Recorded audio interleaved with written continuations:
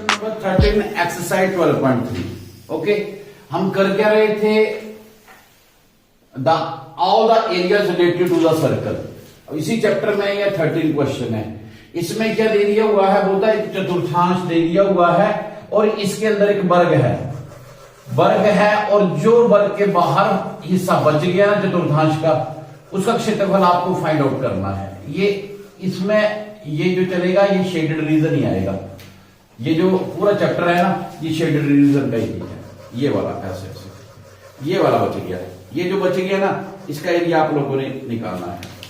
ठीक है ना।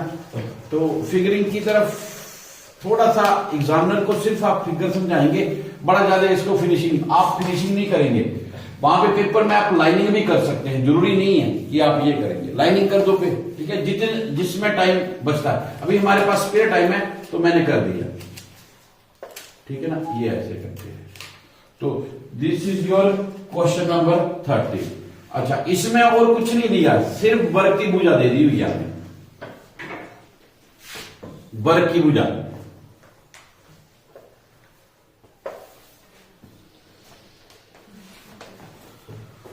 पी ये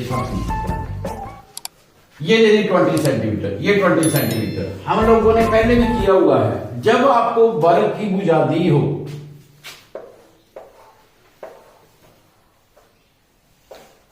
तो इसका डायगोनल देखोगे आप।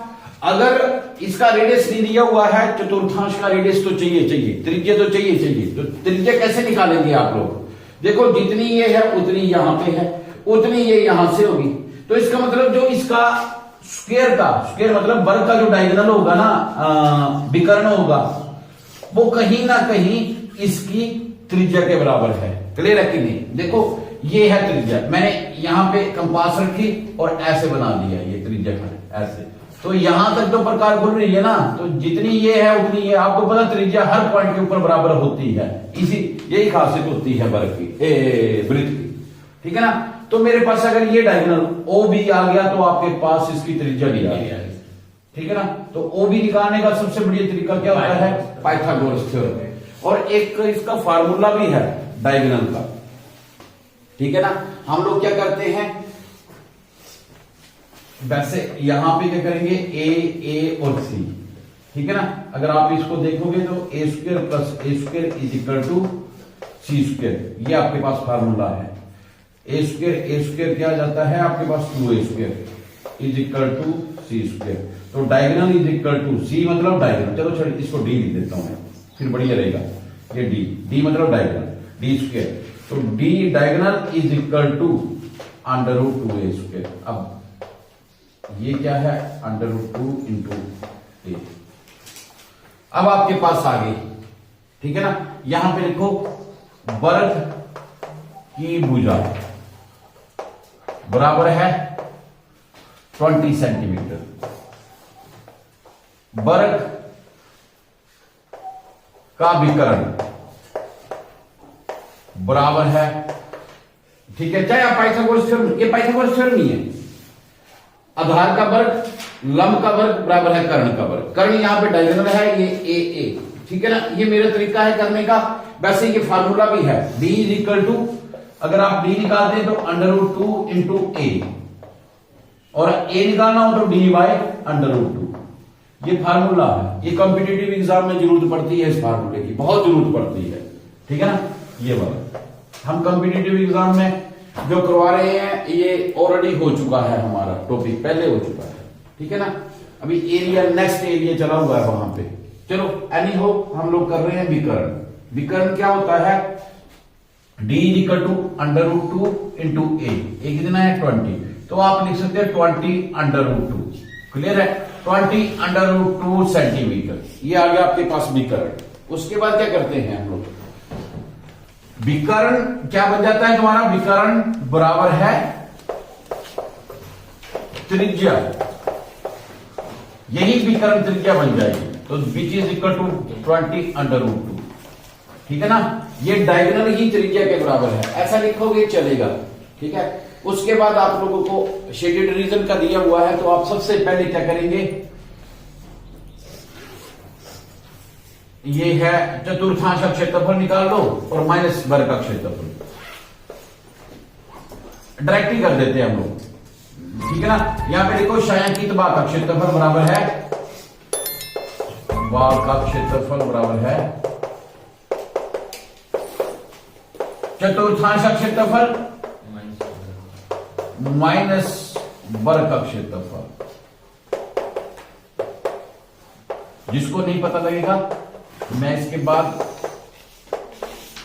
पूछूंगा आप लोगों से, आप बता सकते हो वर्ग का क्षेत्रफल, ठीक है ना। चतुर्थांश, चतुर्थांश क्या है आपके पास, वही फोर्थ पार्ट ऑफ सर्कल, तो इसको लिख दिया 1/4 पाई आर स्क्वायर। वर्ग का क्षेत्रफल भुजा गुणा भुजा, ठीक है ना। एल स्क्वायर कर दो, चाहे आप ए स्क्वायर भी लिख सकते हो। 1/4 इंटू पाई की वैल्यू 3.14 दी थी, आप बोल रहे थे। Yes sir. 3.14 जो दिया होगा वही लिखेंगे आप 3.14। जिस क्वेश्चन में जो चीज दी होगी वो उसकी एक्सपेक्टेशन होगी तो वो आपको करना पड़ेगा। आर स्क्वायर कितना 20√2 into 20√2 minus L square 20 into 20, ठीक है ना। अब बन गया 1/4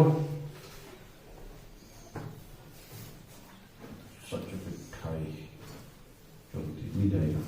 चलो ये 2 के साथ वैसे कैंसिल हो जाएगा, 2 1 जा 2, 2 5 जा 10, 2 2 जा 4, ठीक है ना।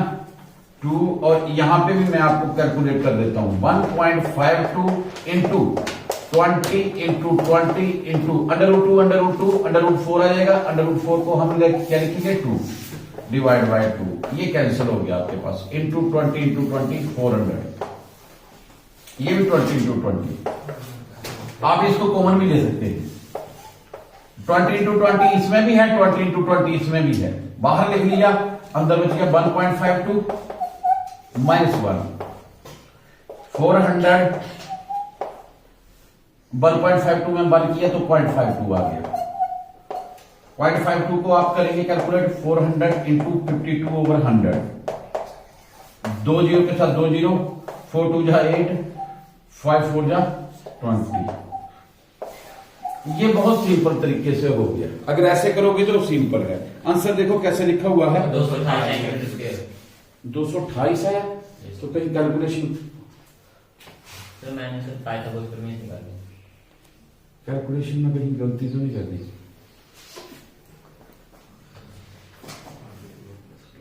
नहीं, जो पाइथागोरस थ्योरम से वो भी यही आएगी।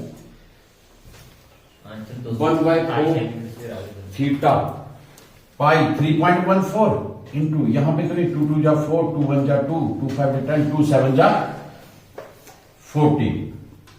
यहां पे हुआ 3.14 को जब आप करेंगे ना 2 के साथ, 2 1 जा 2, 2 5 जा 10, 2 7 जा 14, ठीक है ना।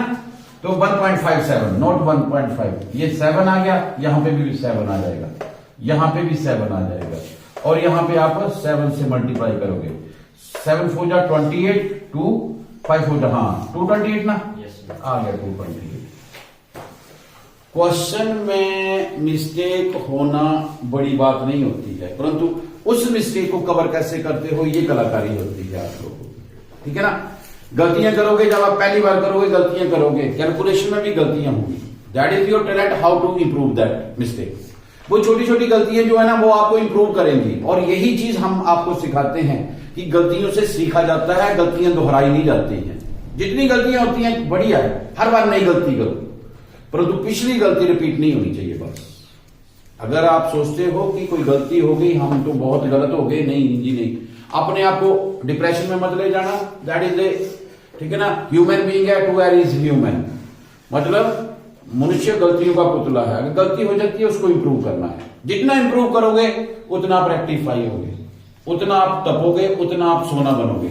और वही बात है कि अब आपके ऊपर एक फ्रेमिंग आने की बात है, बाकी आप लोग अच्छे से मेहनत कर रहे हो आप सभी, ठीक है। Any how this is your question number 13। बाकी अगर आपको लगता है क्वेश्चन में कोई प्रॉब्लम है तो आप लोग कमेंट बॉक्स के थ्रू जाना, बाकी लाइक शेयर एंड सब्सक्राइब।